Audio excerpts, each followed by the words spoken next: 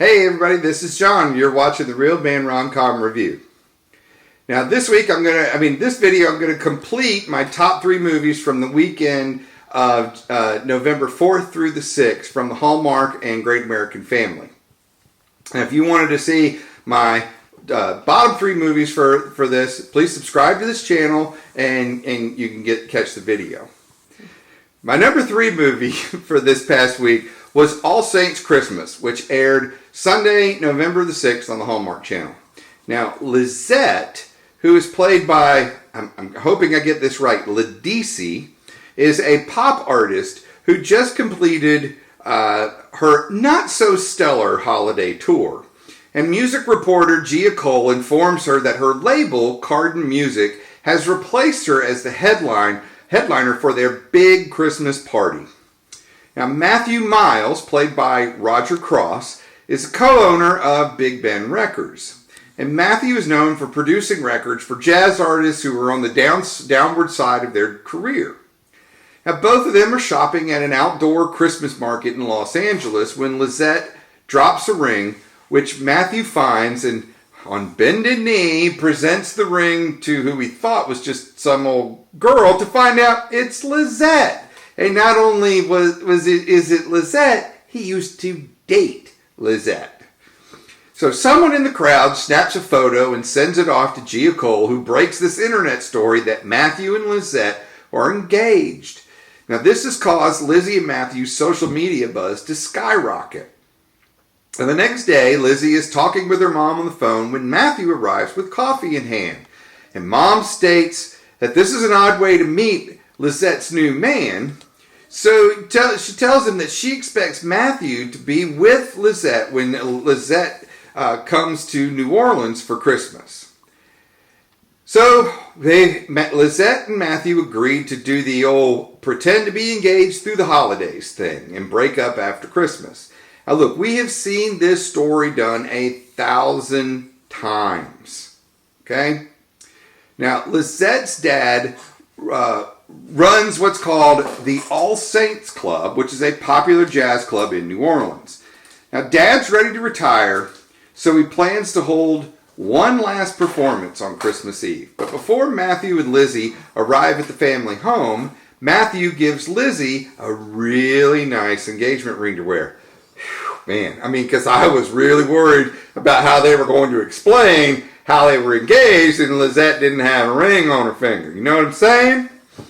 Anyway, Lizette's dad thinks that something is not right about their relationship, but he can't seem to put his finger on what it is. Matthew and Lizette walk through New Orleans and spend time together singing and talking and all of that. And they're having such a good time that they arrive back at the house after Dad's mandatory 11 p.m. curfew and are locked out of the house.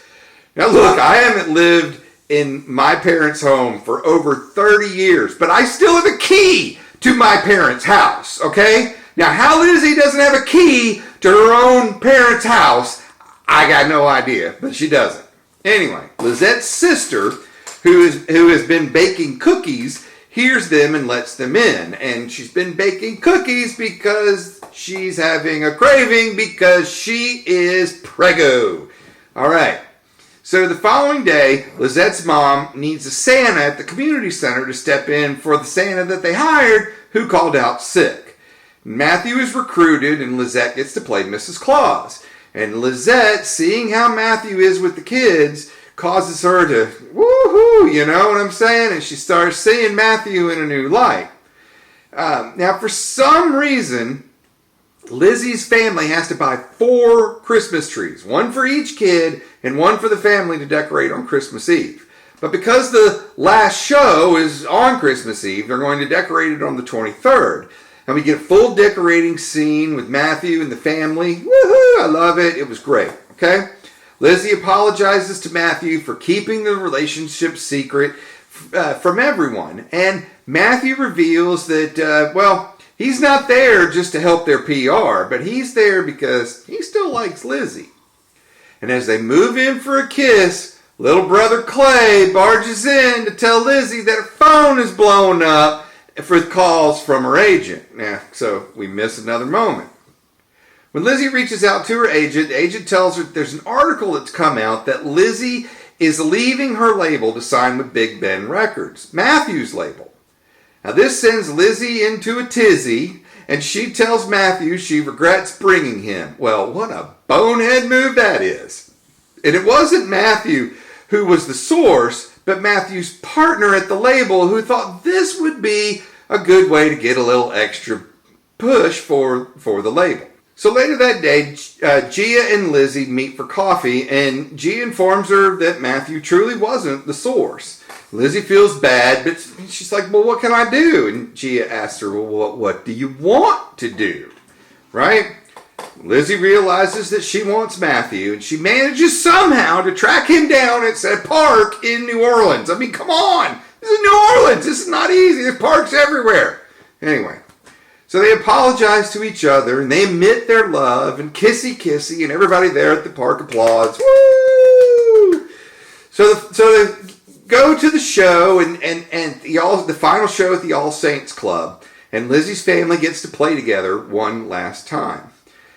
And then we see Gia interviewing Lizzie and the family. And through that interview, we discover that the All Saints Club isn't going to close after all, but it'll be run jointly by the three kids. One of the kids will run the business side of things. Clay, who's a musician, he's going to handle the talent. And Lizzie is going to sing there in residency. And she also tells us that she's left her label, and she's going to decide what she wants to do about her career when she is ready. Matthew ends up proposing to Lizzie, and he gives her back the ring that he gave her at the beginning of the movie. Turns out that ring is an actual ring that belonged to his grandmother. Well, anyway, kissy, happily ever after. Now look, I gotta tell you, when I first saw about this movie, I really wasn't all that excited about it, but after watching it, I really rather enjoyed it. I mean, the songs at the beginning and the end of the movie, while not the level of what LeAnn Rimes did in It's Christmas Eve, they're solid songs and I enjoyed them. My biggest problem is the story. We've seen the fake engagement story done dozens of times and much better. Now, in movies such as Holiday in Handcuffs, Hitch for the Holidays, The December Bride, Holiday Engagement, and The Mistletoe Promise. I mean, these movies, they all had special twists in the movie that this movie didn't have. And it really showed that this movie itself was a missed opportunity for something special. Now, despite this, I put it on my worth a watch category. And I suggest that you give it a watch this season. My number 2 movie this past week was A Magical Christmas Village, which aired Friday, November 4th on the Hallmark Channel. Architect-designer Summer Ashby, played by Allison Sweeney, is remodeling Newlands into a new shopping destination, which will be ready just before Christmas. Okay, all right, now look, who came up with the idea of opening a store just before Christmas? I mean, let's open a retail store at the end of the biggest selling season of the year. Anyway, Summer's mother, Vivian, who's played by Marlo Thomas, has just sold her home for much less than actual value with no plan on where she's going to go. So Summer has her mom move in with her and Summer's daughter, Chloe. Now, Vivian is an eclectic soul with a free spirit. Now, Summer, on the other hand, is the polar opposite of her mother. I mean, her life is structured and organized, and right now she is too busy for anything as messy as love. Now, Vivian brings with her a Christmas village of Bryson Falls, which is where they live, and she reveals that her great-great-great-grandfather made this village by hand. So Chloe starts to set the village up, and Vivian leans over and tells her that this is a magic village. She just needs to wish for something and see what happens. So as Chloe is setting up the village, she takes 2 people, a man and a woman, and puts them together in town and places them in front of Newlands. So back at Newlands the next day, Summer is continuing the remodel when Ryan Scott, played by Luke McFarlane, who we find out is a civil engineer, is taking over the toy drive that Summer started and can no longer run. Now, out of the blue, and for no reason at all, he just blurts out and asks Summer out to dinner, and they agree to meet that night. Now, Summer's trying to help Vivian find a home, and every time they go see a home, Vivian says, it doesn't have the right vibe. So Vivian has her eyes on an old ranch, and every day she walks by the house and says a prayer that somehow, some way, she's going to get that home. She even resorts to putting herself in front of the home and making a wish, hoping that that would somehow or another make this happen. So prior to Summer and Ryan's dinner date, Chloe puts two figures inside the gazebo. So they go out to dinner. On a walk after the dinner date, Ryan and Summer end up in the gazebo together. They eventually say an awkward goodbye at the end of the evening. And I was just like, kiss her already, okay? It's what we all do. We meet people and we don't have awkward moments of no kissing. We kiss. That's what we do. Anyway, so every time Chloe moves the figures around in town, Ryan and Summer end up meeting somewhere. She puts them in front of the skating rink, and Ryan takes Summer to the skating rink out of the blue. And of course, while they're at the skating rink, Summer slips and falls and takes Ryan with her. And in classic movie fashion, she falls on top of him, and they have another awkward moment, and that look, and where they should have kissed, and once again, it doesn't happen. Okay. Summer eventually discovers that her mother is having money problems, and that's the reason that she sold the house so cheap, and that was to prevent the house from going into foreclosure. Now, Summer tells her sister about the issue, and they decide to confront Vivian. And when they confront Vivian, they get into an argument, and Vivian leaves the house. Now, meanwhile, Ryan and Summer have another dinner date at the same restaurant, where Ryan reveals that he's been offered a job in California. Ryan's not sure what to do about this job any longer. When Summer comes home, she walks over and tells the village that she wished that the village worked. I mean, Summer isn't sure what she should do at this point about her relationship with Ryan. The next day, Ryan and Vivian meet at the grocery store, where Vivian tells him that he can change his path at any time he chooses. And when they all meet up again at the Christmas village, Ryan discovers that Vivian is Summer's mother. Ryan walks Summer home, and they wonder about what they might have missed in their life because they've been so busy doing other things. They have a third almost moment. And, they realize, what am I missing out of each other? Well, you dumb boneheads, you're missing each other. So the following day, we discover that Vivian's husband has a pension that Vivian didn't know that she could touch. And the pension gives her enough money to be able to buy the house of her dreams and make the monthly mortgage payments. Vivian encourages Summer to once in her life let go. Summer finally realizes that what she wants in life is Ryan, and she runs off to find him. Now, Ryan is playing Santa at the toy drive, and Summer has to get into period costume, and she pops out of the back, and she sees Ryan handing toys to the kids and all that. And Summer tells him that he loves her and she loves him, and so on and so forth. Kissy, kissy, magic Christmas for all. Now, this was an enjoyable Christmas movie. I mean, we had skating scenes and near kiss moments. And Luke McFarlane, despite me recently discovering that he plays with the same team, is still one of my favorite male leads. And he does a great job in this movie. And I also like Allison Sweeney, who's becoming a top list female lead at Hallmark now. So, and Marlo Thomas does great as Vivian. So I could relate to the different lives of the characters in this movie. I mean, Vivian wears a yin and yang necklace and talks of chakras and believes that things have a way of just working out in life. And I see these same kinds of traits in my mother-in-law and my sister-in-law and my own middle child. I mean, these are all free-spirited people who believe that there are forces out there and that we need to let those forces take us on the journey that life has in store for us. So I'm putting this solidly on my worth a watch list. My number one movie this week is Lights, Camera, Christmas, which aired Saturday, November 5th on the Hallmark Channel. At the premiere of My Favorite Santa, we are introduced to the cast of the movie, which includes the king of Christmas movies, Brad Baxter, played by John Brotherton.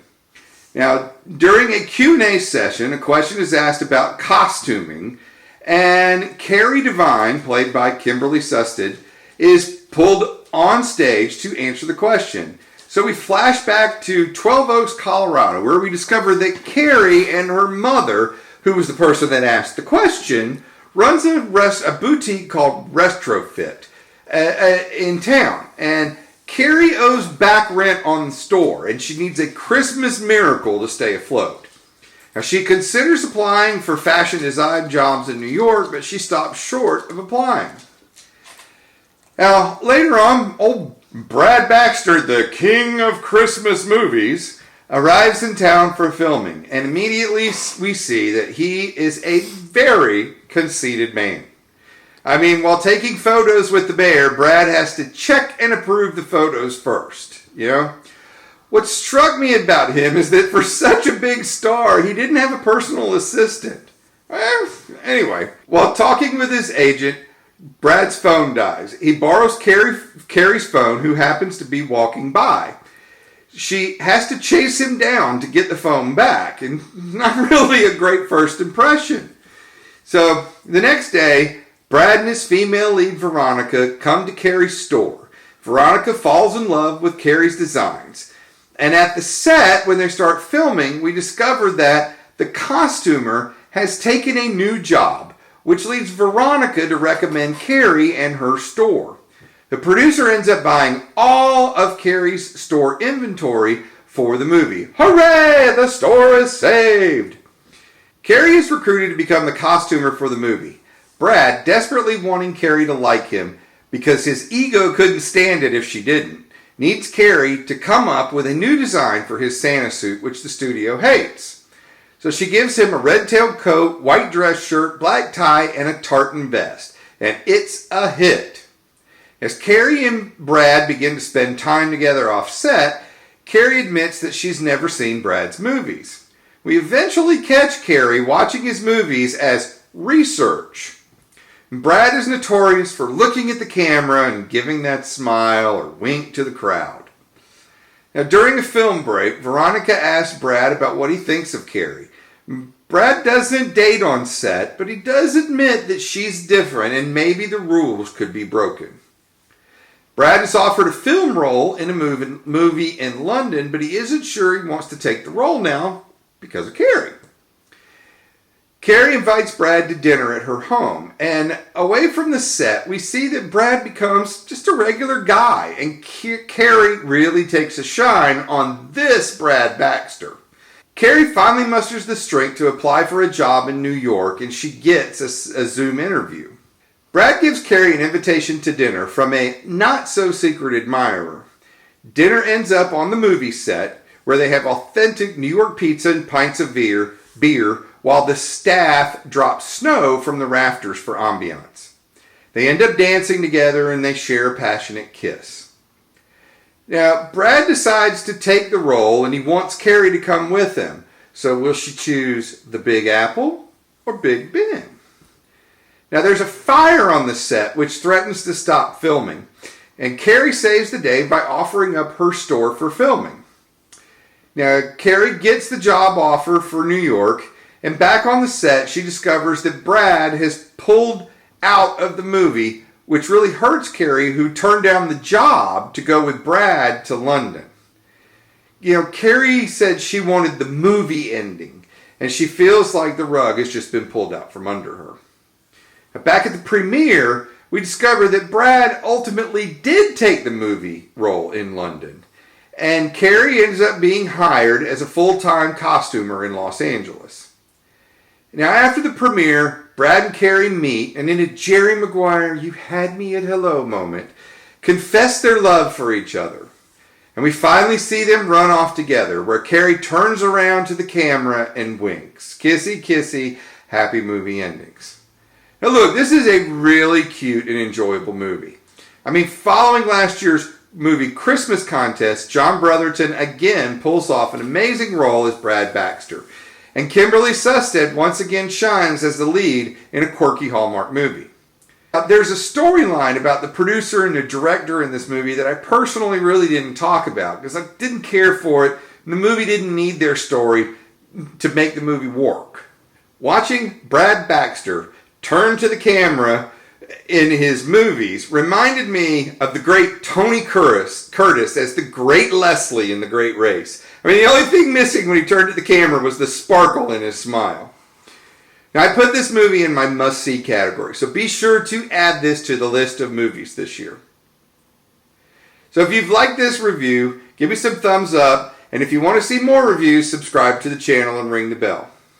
And I wish you all a very Merry Christmas. This is John, and you've been watching The Real Man RomCom Review. Alright? But watching Brad Brax... Sorry. Watching Brad Brax... God dang it!